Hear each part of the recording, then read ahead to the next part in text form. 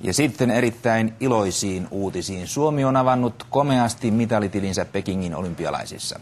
Satu Mäkelä-Nummela ampui haulikolla kultaa ja Henri Häkkinen ilmakiväärillä pronssia. Kultamitalistin kotikaupungissa Orimattilassa finaali nosti tunteet pintaan. Työkaverit huoltoasemalla lupaavat järjestää voittajalle kunnon yllätyksen, kun työhön paluun aika koittaa. Satu Mäkelä-Nummela osuu 25. kiekkonsa. Hän päättää finaalin osumaan ja hän ratkaisee näin olympiakullan itselleen. Satu Mäkelä-Nummelan työpaikalla orimattilalaisella huoltoasemalla aamun finaalia seurattiin erityisen tarkkaan.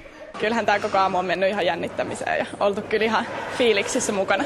Sen mitä televisiosta ollaan pystytty katsomaan, niin ollaan seurattu, mutta radio ollaan kuunneltu tuolla takana sitten kyllä ihan tiheästi. Täällä annettiin työntekijälle sitten vähän niin kuin eri vapauksia, että sai vähän luistaa työtehtävistä, että pääsi katsomaan. Joo, kyllä totta kai. Tämä on tietenkin ainutkertainen tilaisuus, että harvemmin noita on tarjolla.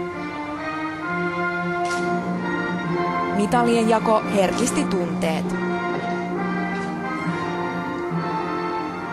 Mä sanoin Sadulle, kun Satu lähti, että takaisin, että tuisat tuon mitalliin. Uskotko, että se tulee myös tänne mitalinäytille? Tulee. Ei voi olla näyttämättä. Ei taida kovin montaa pomoa löytyä, jolla olisi olympiavoittaja alaisena. No ei varmaan, että kyllä täytyy olla ihan ylpeä Sadusta, että tämä on mahtava tunne. Finaalin jälkeen voittajalle lähetettiin onnitteluviesti koko työporukan puolesta. Ja lisää yllätyksiä on luvassa, kun Mäkelä-Nummela palaa työpaikalleen. Minkälaiset voitonjuhlat aiotte Satulle järjestää? Katsotaan niitä sitten. Jonkunlaiset varmaan tulee. No kyllähän se varmaan tuo kakkukahvitus ihan ensimmäisenä on.